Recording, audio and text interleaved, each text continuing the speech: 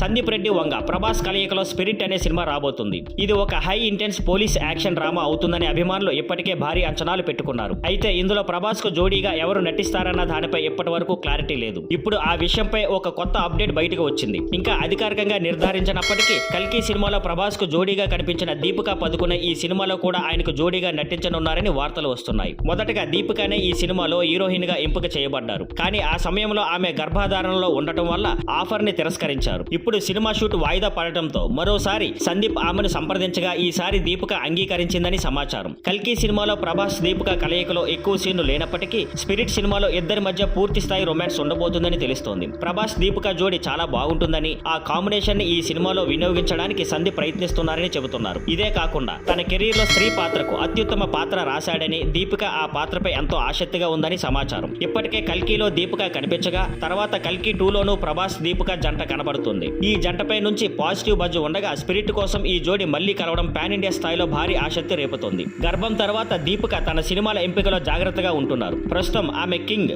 కల్కి 2 మరియు స్పిరిట్ సినిమాలే తన చేతిలో ఉన్నాయి. దీపిక సినిమాలో ఉండబోతున్నట్లు అధికారిక ప్రకటన త్వరలో రానుంది. సినిమాకు షూటింగ్ మరికొన్ని నెలల్లో ప్రారంభం కానుంది. ఈ సినిమాను భూషణ్ కుమార్ నిర్మిస్తున్నారు. Thank you for watching. Please like, share and subscribe.